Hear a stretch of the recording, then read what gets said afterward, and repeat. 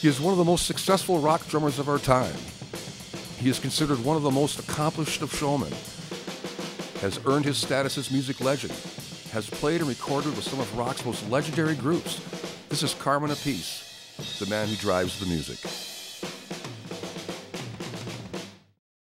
Carmine is a groundbreaker. The first time I ever saw him with Vanilla Fudge, he blew me away. Carmine Export was born in Staten Island, New York, and raised in Brooklyn. Coming from an Italian family with 7 drummers, Carmine's parents immediately spotted his passion and bought him his first drum set when he was 9 years old. Carmine was close to his grandfather and would often practice at his grandfather's shoe shop. Carmine recalls. One of my grandparents had an antique table. So I took some cinder blocks, and I took the tabletop, and I put them on the cinder blocks, and I put the drums on it. It was like a little stage, you know? So that's where I used to practice. Next to that was my grandfather's shoemaker workshop. He was a shoemaker. So there were many times when my grandfather would be banging on the shoes, and I'd be playing drums, and I would ask him to bang in tempo, because he was messing me up. For a 9-year-old Carmine to instinctively know the importance of timing was an early sign he was going to be a great drummer. Through my teens, I started playing gigs. My first gig was with a guy that lived up the block. He's got Mario Vitale, trumpet player and guitar player. Harvey Citron, he owns Citron Guitars now. The 3 of us had this band. We did a gig up in the Bronx, and we made $7.50 each a piece, and it was like, wow, that's good money. You know, my father drew all the instruments in the trunk of his car, and we drove up there, did the gig.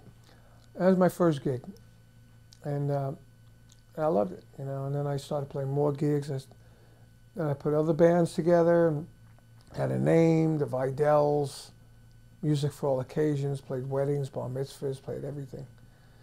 And I started making money. I was making, by the time I was maybe 15, 16 years old, I was making like $200 a weekend. That's about $1,000 a week by today's standards. That's a good paying gig.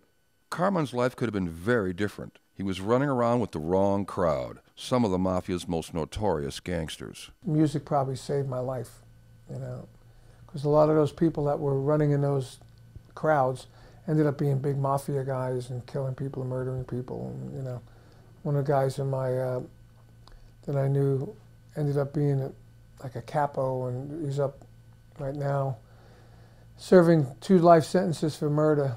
You know, another friend on my block is doing the same thing, you know. Another one of Carmine's friends was Henry Hill. Henry was a member of the Lucchese Mafia family. Yeah, Henry Hill was like, used to come around all the time. He'd say, hey, Carmine, knock on the door. Carmine, I got some stuff. It just fell off a truck. And he'd open up his trunk, and his tape recorders, fur coats, radios, televisions. He had a big Eldorado Cadillac, put a lot of stuff in the trunk. Carmine is hanging around Henry Hill. That is a seriously bad dude. He was the main character in the movie Goodfellas. One of the guys, his name was Chubby, he was asked to be Luca Brasi in The Godfather, and Philly told him he couldn't do it because they were connected, you know, and it wouldn't be cool. You know, they didn't like publicity, you know. And we used to go on the road with him. He used to carry a gun in his sock, because in the early days, in '67, you go do gigs, you know, and they owe you $3,000, pay the gig, and they decide, well, we're not going to pay you. So Chubby will go, I think you will. I carry a gun in my sock too, but I've never used it to get paid. I just usually ask for the paycheck. Carmine's band, Thursday's Children, were playing gigs throughout the New York area. They often played gigs opposite of a singer-guitarist named Jimmy James. Jimmy would later be known as Jimi Hendrix. For Carmine, things were going good, but things were about to get better.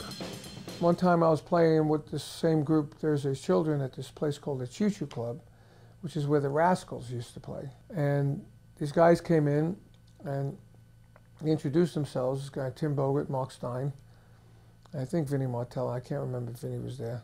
We chose Carmine because he had a good foot. And a good foot, as any drummer knows, is a very important thing. And they said, hi, we're a group called the Pigeons, and we're looking for a drummer, and we heard about you, that you had a good foot and you could sing. We're looking for a singing drummer. So for me, it was like a big decision to leave my friends, drop them, and go with these guys I don't even know. But they said, we're managed by Phil Basile. Phil Basile was a manager who had a bunch of nightclubs in New York, was very well connected in the business, and was well connected, period, and was very, very helpful in launching our career. Phil Basile owned and operated several Long Island clubs, including the Action House, in addition to his activities with the Lucchese family. The Lucchese family was one of 5 families that dominated organized crime in New York City. And, you know, being from Brooklyn, I had played mafia social clubs, so I know the type, you know. So anyway, when they told me that, I said, oh, I don't know. Carmine's worked hard to put this group together, and they have become his family.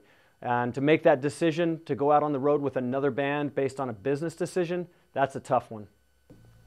We sort of went out and had a meeting at the Action House with Phil and his crew and the band, and I played with the band, and it ended up being pretty cool.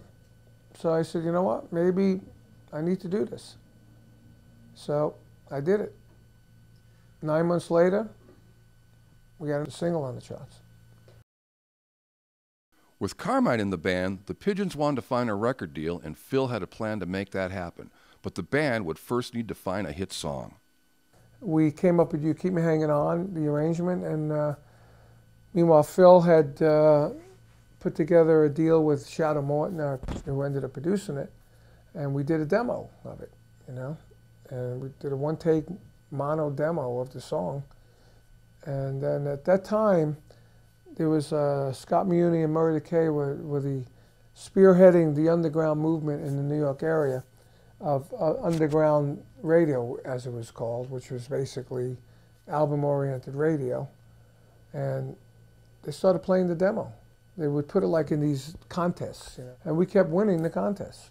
You know, people would call in and vote, and we kept winning. So Atlantic Records were listening, and next thing you know, they put together a deal with us. Atlantic Records liked the band, but they didn't like the name The Pigeons. Atlantic asked them to change it, and they did. The band became the Vanilla Fudge. Vanilla Fudge had a very special ability to take someone else's hit and make a hit of their own out of it. That's as big of an art as actually writing a tune. The lyrics are saying, you know, set me free, why don't you, babe? Get out my life, why don't you, babe? And anyone that's been in relationships in that position know that it's not happy. Set me free, why don't you? Know, it's not a happy thing, you know. It's a very depressing, very dramatic, very emotional. So what we tried to do, we took the lyrics of the songs and we appropriated the music to go with the lyrics and the emotion. Like that song we did, like the Eleanor Rigby, we turned into like a spooky, churchy, eerie, horror kind of vibe. You know, Season of the Witch, same thing. So whenever we did a song, we took the lyrics and we tried to accommodate the music to go with the lyrics better. Vanilla Fudge was one of rock's most exciting, high-energy touring bands. They influenced and inspired artists around the world. Bands like Yes, The Who, Led Zeppelin, and many others have credited Vanilla Fudge with having a profound effect on their music. And the Fudge, when it was on top of the world, we were playing football stadiums. Vanilla Fudge was just doing what they loved to do. And at the time, they were such a groundbreaking band, and they didn't even know it. We started realizing it was a groundbreaking moment when our first album broke into the top 10 without a hit single, you know. And people started telling us, you guys are the first band to ever do this. And then we realized that, you know, we were the first band to do this. We were the first band to do a 7.5-minute song. A lot of people think that the Beatles' Hey Jude was the first epic-length commercially played tune. Actually, Vanilla Fudge had the first song that was over 7 minutes out on the market.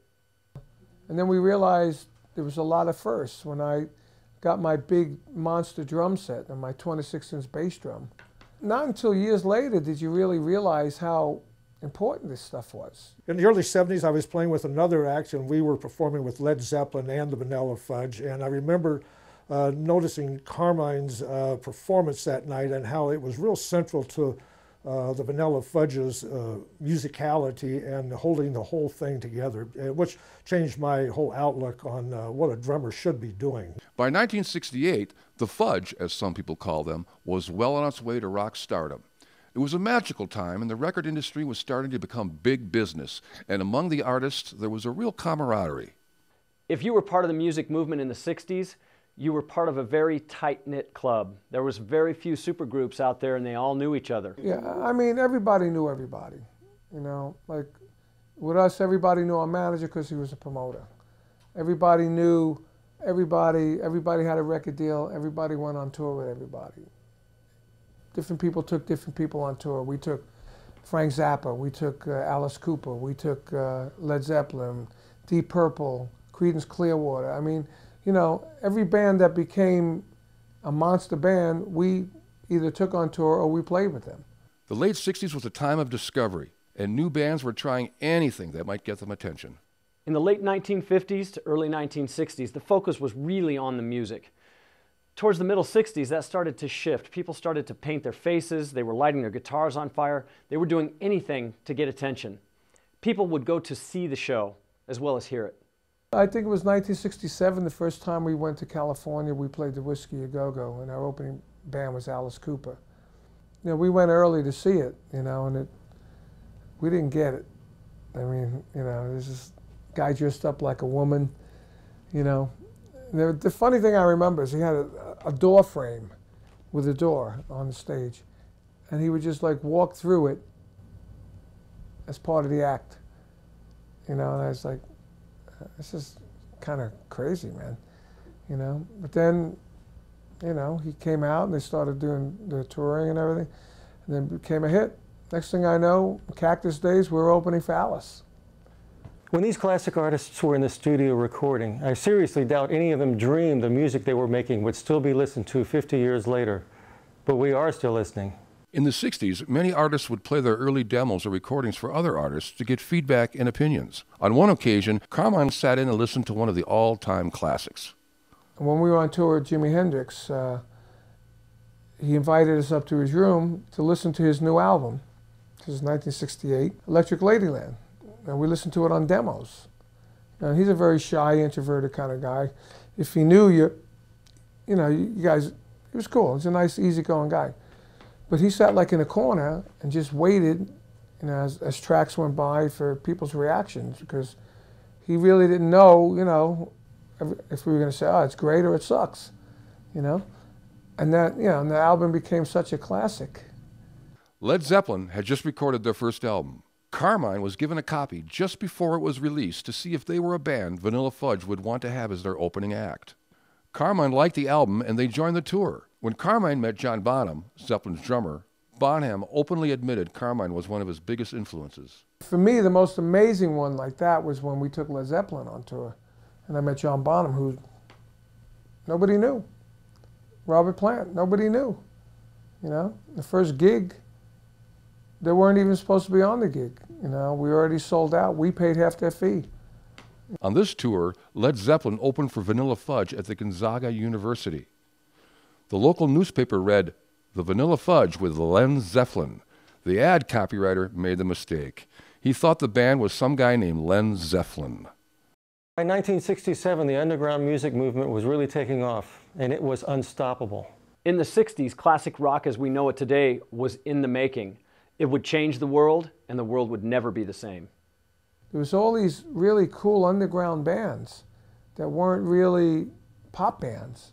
There were album bands. There were head bands, as we used to call them. Everybody gets stoned and watch the bands, you know, and the lights and the, you know, these Fillmore kind of lights in the back, and it was a whole movement, you know, and the Beatles were in there. They went from being a pop band now into like Revolver and Sgt. Pepper and Magic Mystery Tour and all that. Now they became like, you know, they were spearheading the march of all these society changes, political changes, everything. Sex was changing, birth control pills.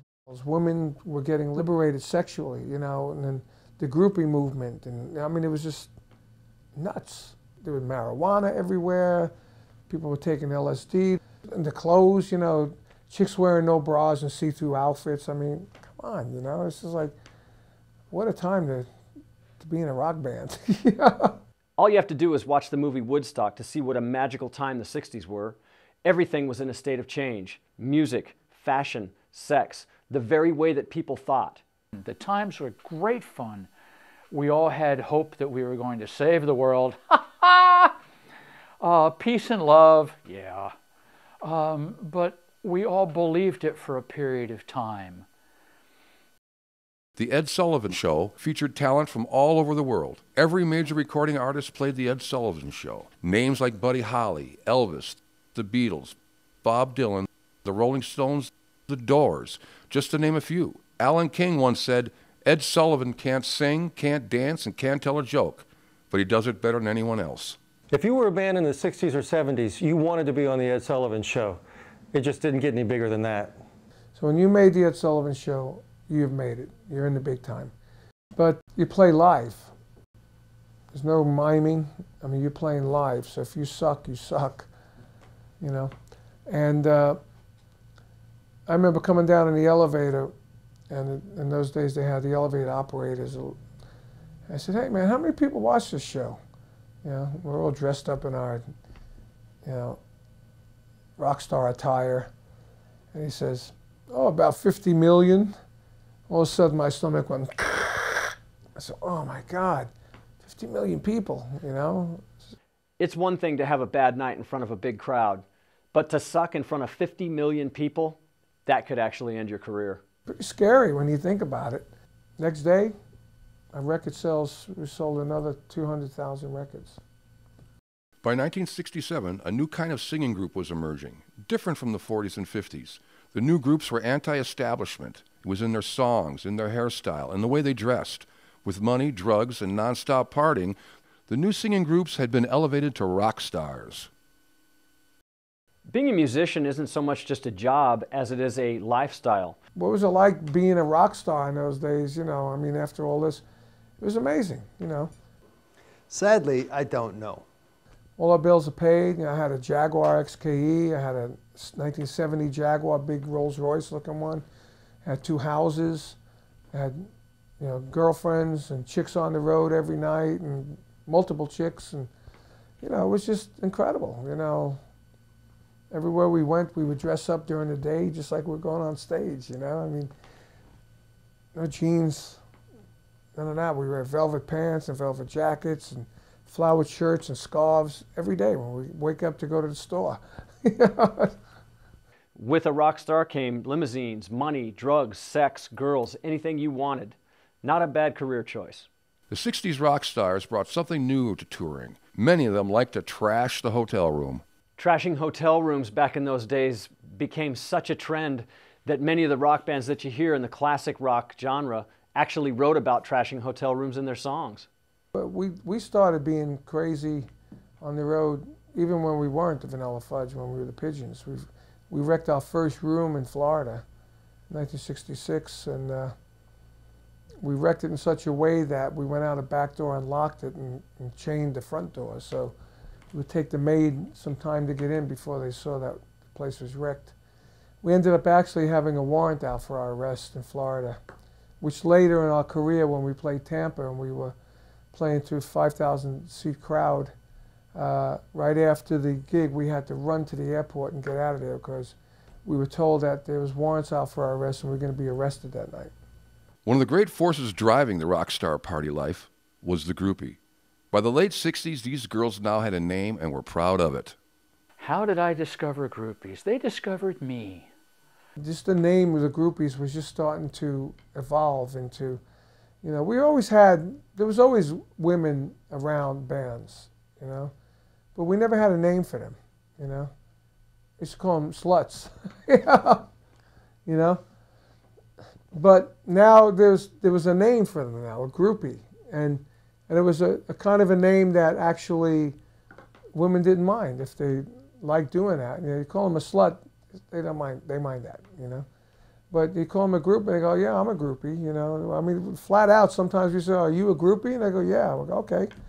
You know, so right there, you knew what you were getting, you know. So let me get this straight. If you're a slut, and you want a promotion to be a little classier, just hang around the band and you'll be a groupie?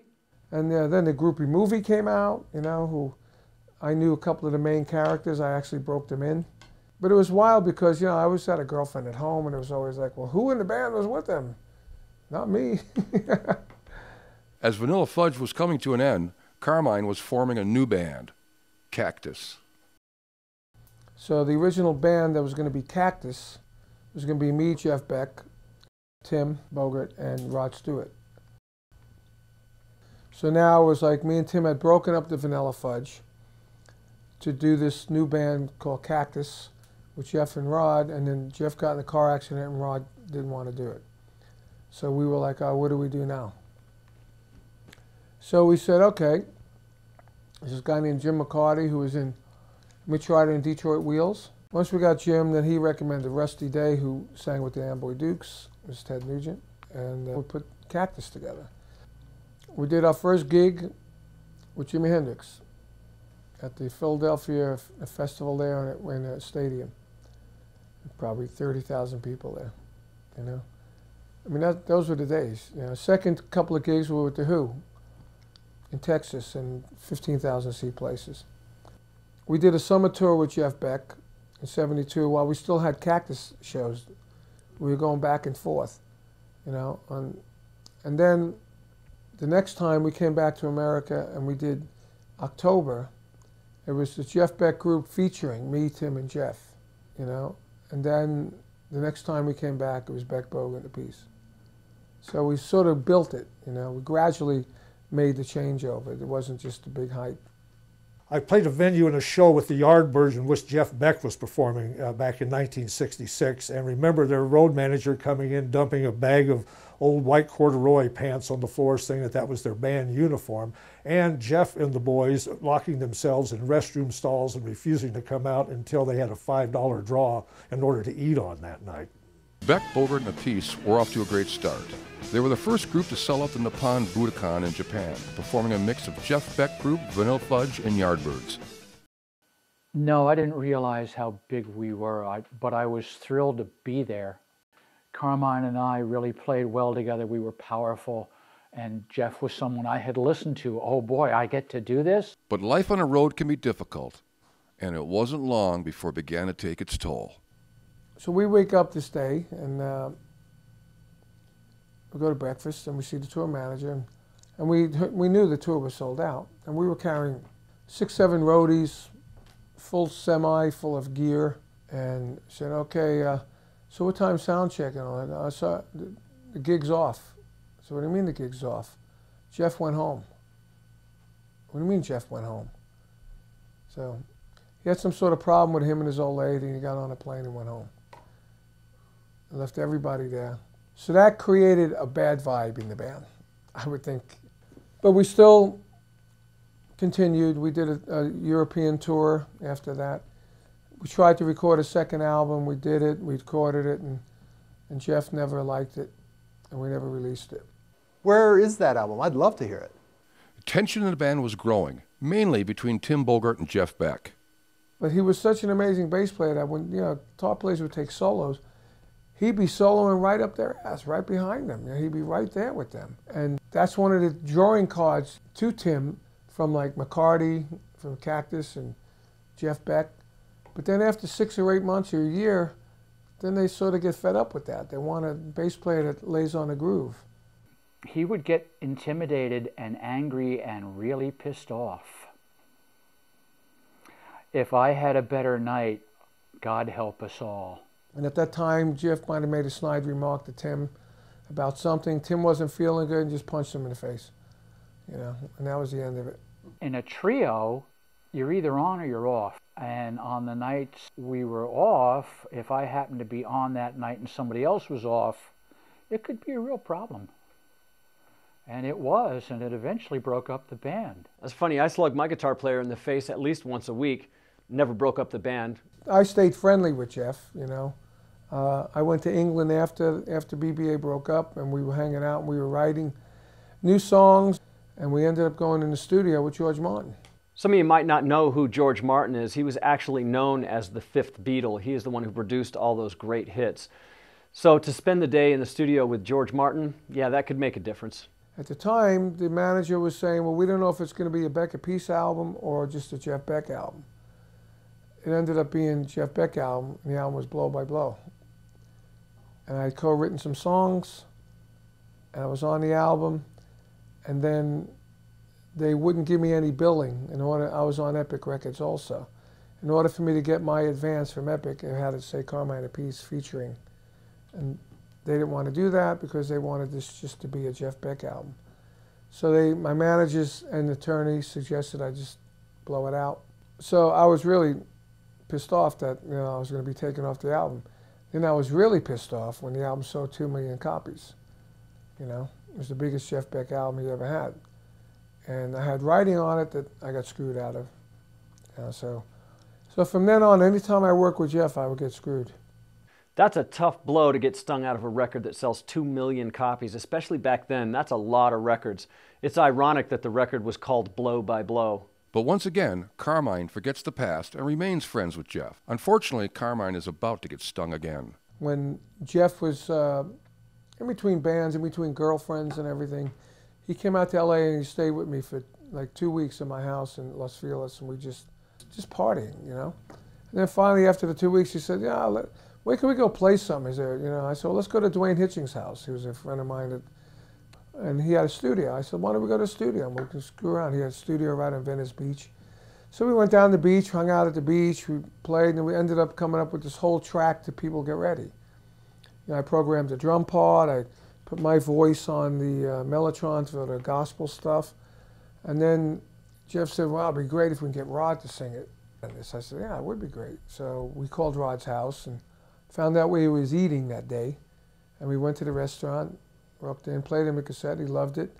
Next thing I know, we're in the studio with Jeff Beck there, Rod there, we had the track, we redid the track in the studio, and I was like producer. I had the headset on, telling Rod where to sing. I wrote the lyrics down because I sang that song in Vanilla Fudge, and telling Jeff where to play. We'd put all the solos down, and me and the engineer and Dwayne would comp the solos. Jeff and Rob would go out for a drink.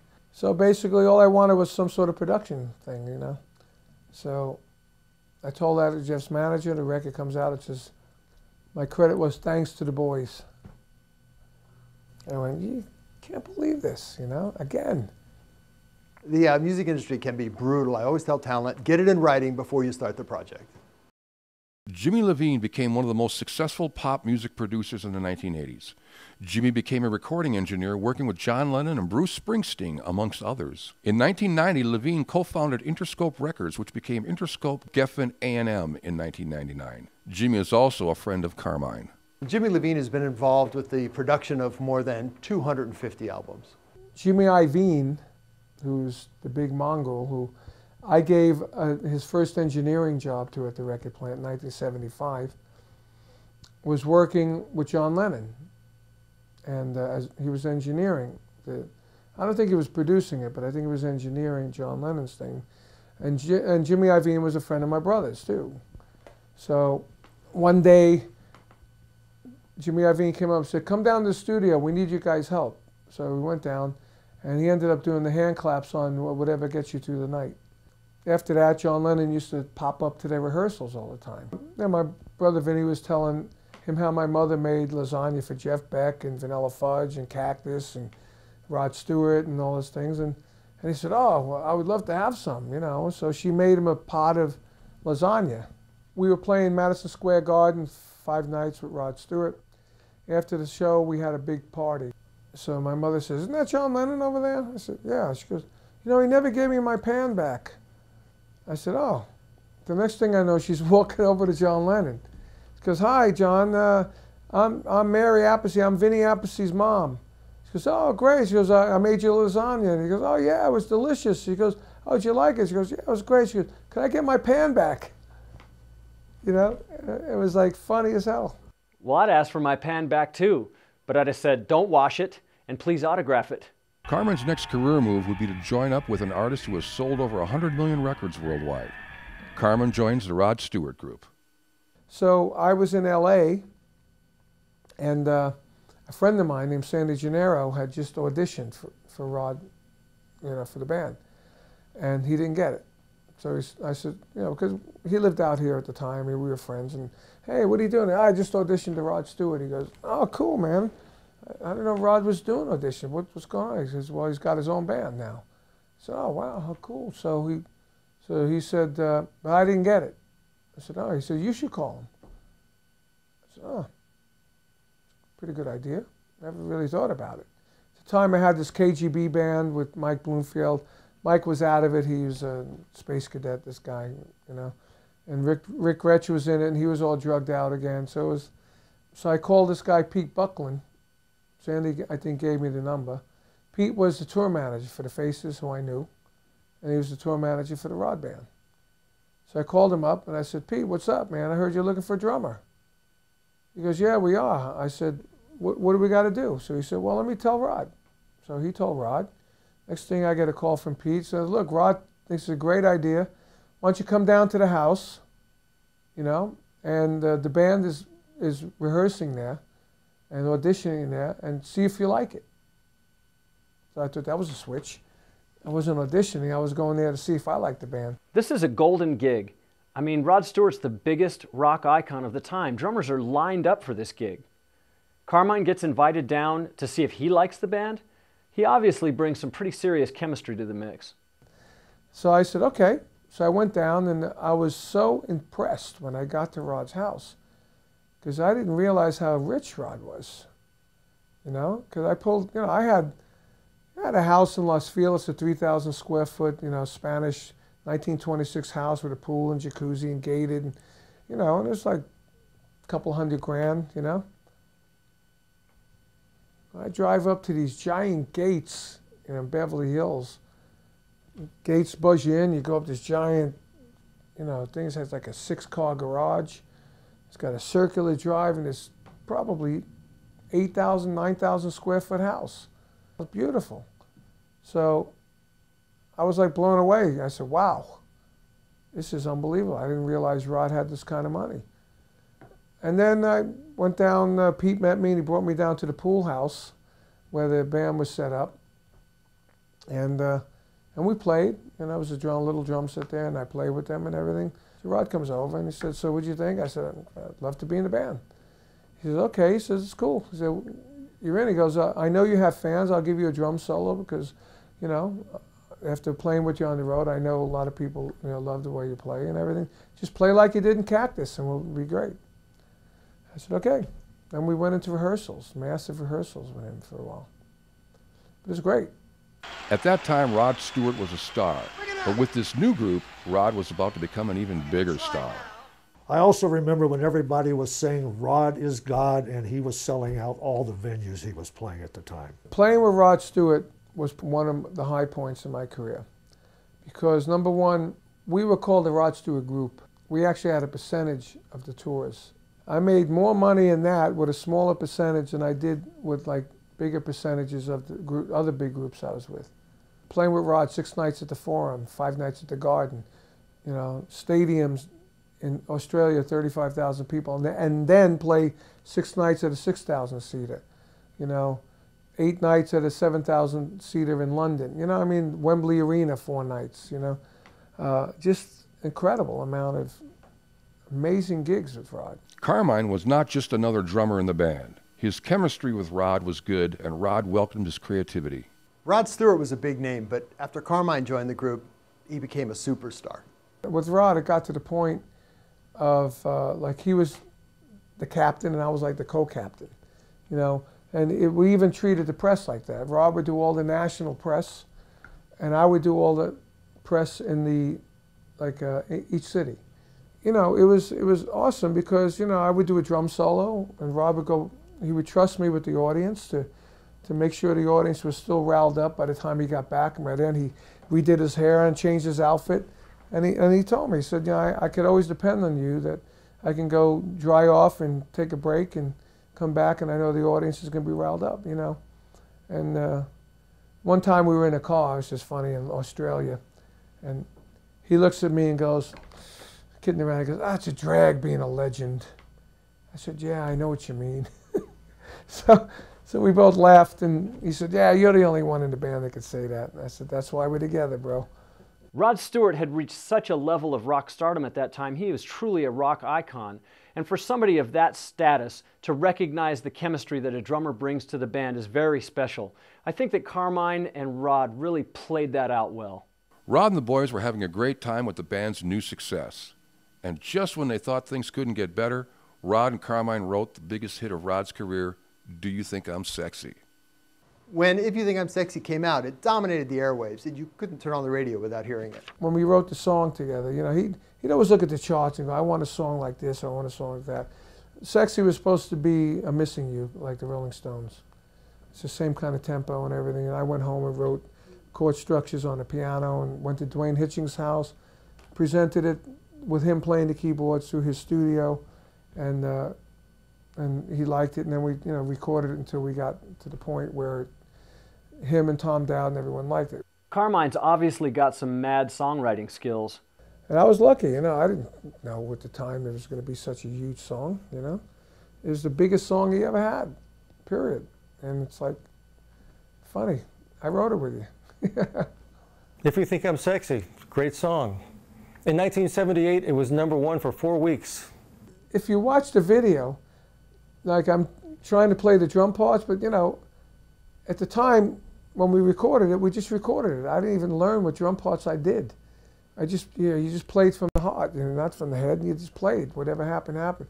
So if you look at the video, you'll see I'm doing stuff and it's not on the tape, it's on the video, but I'm, you know.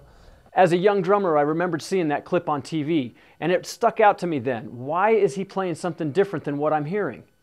It was a great time, you know, doing videos, traveling the world, private planes, you know, private planes for the band, and then he had a Learjet. Sometimes we'd go home with him, like if we played Denver, we'd go back to LA in the Learjet, come back the next day. You know, it was just pretty amazing kind of lifestyle. Well, and this is why there are groupies. Yeah, it was amazing.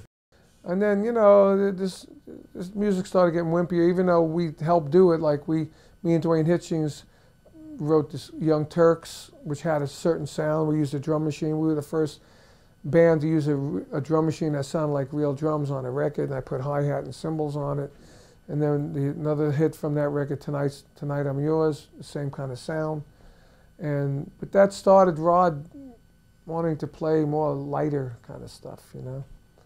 Despite all the success, Rod and Carmine couldn't keep it together. The incredible chemistry these two once shared was disappearing. I don't really know what happened. I think it was too much coke going around at the time. In the words of the late, great Rick James, cocaine's a hell of a drug. I ended up leaving thinking, he was thinking I was going to join Led Zeppelin. Even though I told him not, but it was just, I think he was too coked out and drunk, drinking too much.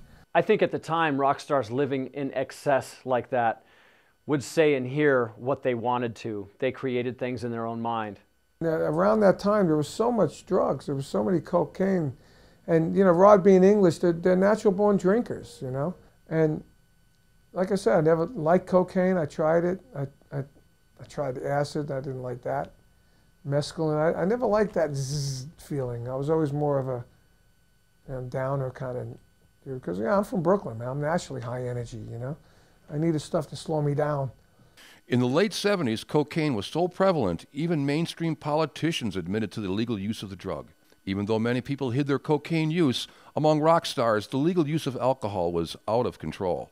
You know, I remember we had a big party with Rod in London. Everyone was there, from the Stones to the Beatles and everybody, all kinds of, you know, celebrities. And there was champagne being out of a fountain. You just fill your glass up. And, you know, that next morning, man, I had such a hangover, it lasted days. Carmine saw his days at Rod coming to an end. After Carmine's departure from the band, Rod's career then went into a bit of a slump. In the January of '82, I guess it was, at the end of the Rod thing, I'd ran into Ted Nugent at American Music Awards. We were on it and Ted was on it.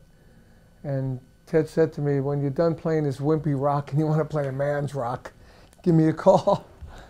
So when the Rod thing was done, I called Ted.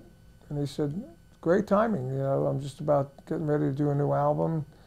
So why don't you come out to Michigan and let's let's get it together. In 1982, Ted Nugent brought back his original singer, Derek St. Holmes, after a 4-year absence, to compete with bands like Van Halen and Motley Crue, two groups he'd influenced in the first place. Ted was reorganizing his band, and he wanted Carmine to be the new drummer.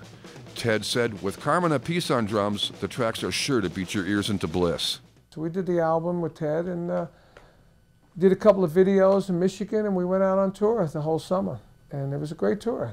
I'm sure it was a good time. We're talking about a man who shot a flaming arrow into the audience.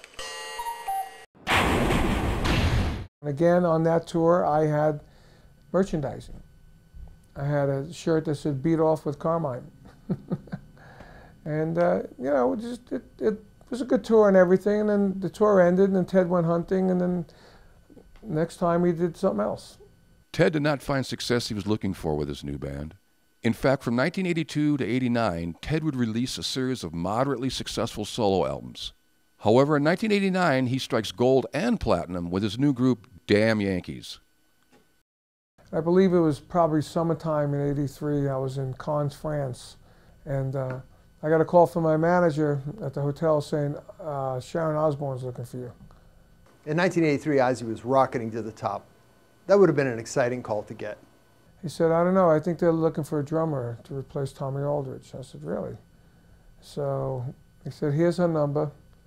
So she said, "Call her in London." So I called her in London, and that's what it was. Tommy Aldridge was out, and they wanted me in. And I met with Ozzy and Sharon at the Cumberland Hotel in London, and I jammed with the band. And you know, Bob Daisley, I knew him, I knew Jake from Rough Cut, and I knew Don Airey. Many critics have said that was the best band Ozzy ever put together.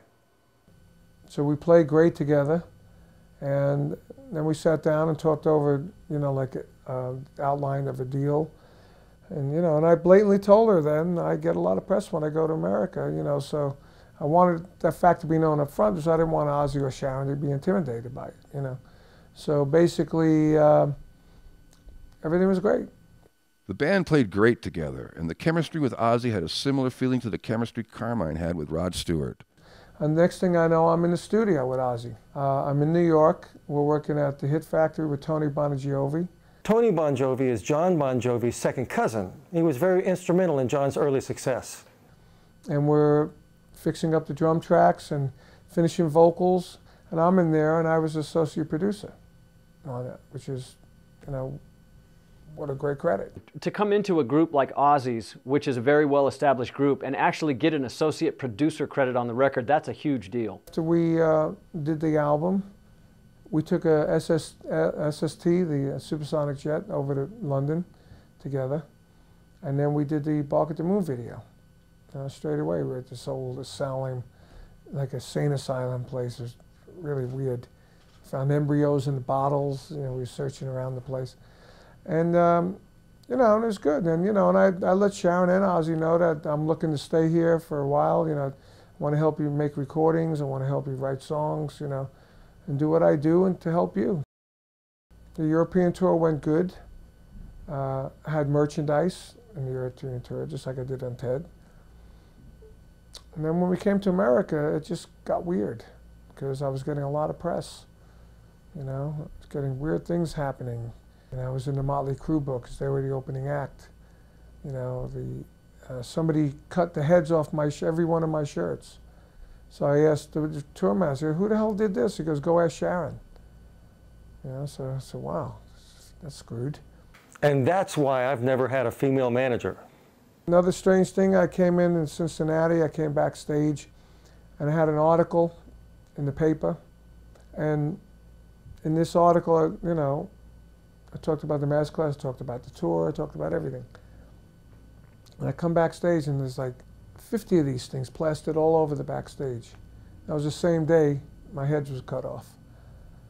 I said, this is weird stuff, you know. So I just felt weird stuff. Then Sharon used to tell me how I feel like she feels like I'm tired, you know, when I come to the gig from doing the clinic. I said, "Excuse me, Sharon, let me tell you what I do. I go there and I teach. I don't even play.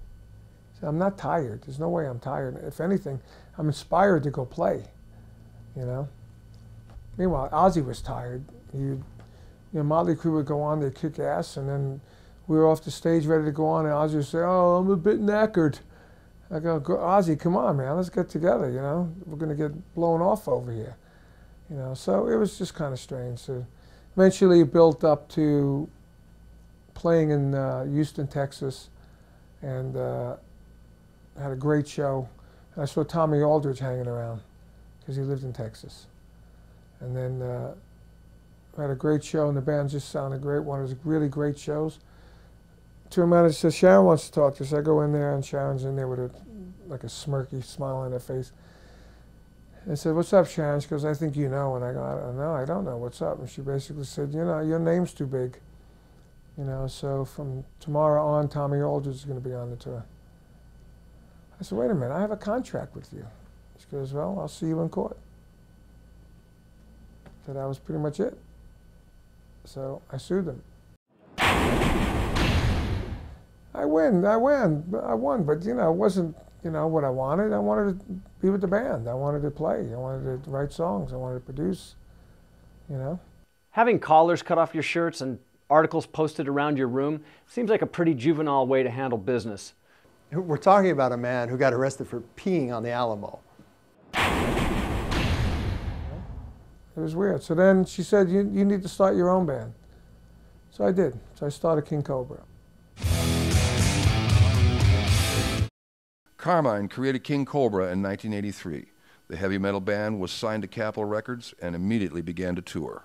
So Motley Crue had 3 black-head guys, and the singer Vince was blonde. I said, if I do a band, I'm going to do the opposite. All blondes, and I'll be the black-head guy, but we're going to have color in the hair. So I came up with this cartoon image for King Cobra. But I got a lot of big money deals. I mean, I got probably $750,000 in deals for the band, you know, which I put most of it back into the band. You know, we bought a stage, we bought equipment, we bought clothes, you know, I bought a big motorhome, I bought trucks, you know. That's what I learned from Ted. Buy your own stuff, don't rent them. You know, so I did all that, and it blew a lot of the money, but, you know, I was putting everything I had into it. Even our singer, we sent him for karate ballet lessons so he can be very agile on the stage and do like backflips and all kinds of cool stuff, you know. When I went on the road, I had 5 roadies, you know. I had light guys, I had everything, you know. Did it right. The only thing that was missing was the record company. They didn't do their job. Record companies are notorious for signing groups and not getting them any radio play. Without the radio play, not much is going to happen. In 1978, Carmine had signed with Alan Miller to manage him. Alan also managed Paul Stanley of Kiss. When Carmine formed King Cobra, Alan proved to be invaluable. I met Alan Miller in 1978. At the time, I played on Paul Stanley's solo album. And me and Paul Stanley were pretty tight. He was out in LA, and we went to Rod's party together in his Bentley. It's funny, in those days, nobody knew what Paul looked like, so I used to get hit up for autographs, and he never did. You know, Paul went even with me to a Minus muffler place to change the muffler on my Jaguar. And the guy in there go, "Oh, you guys in a band?" Yes. I think Kiss got it right. They got all the frills of being a rock star, the drugs, the money, the women. All they had to do is take their face makeup off, and nobody recognized who they were. They could go to the store just like anyone else. So I stayed with Alan Miller, and he managed me from 78 until 91 when he died of AIDS. You know, and he was awesome. I mean, he got deals, but he was a master of publicity. King Cobra was in the magazines as much as Motley Crue, but we didn't sell anything like them. We looked like we were big, you know? It's like we did this big festival in Mexico. Quiet Riot, King Cobra, and LaToya Jackson. I don't know where that came in. And so the deal was the Mexican government was a sponsor. They paid for all the tickets. They flew all our gear, our stage set, everything into Mexico. And they gave us tickets for all the guys in the band, the road crew, and our girlfriends. So instead of taking our girlfriends, we took every editor of all the major magazines. Plus we took Neil Slazau, the photographer, with us. And the press we got out of that trip was unbelievable. That was a typical example of how smart this guy Alan Miller was for press, you know. Carmine continues to record and perform with numerous artists and shows no sign of slowing down. On May 23rd, Mayor Tom Bradley of Los Angeles proclaimed the day Carmine a Peace Day for Carmine's charitable and educational work. His body of work still influences a new generation of drummers, and for a long time to come, you will hear the phrase in rehearsal rooms all over the world, "Play it like Carmine."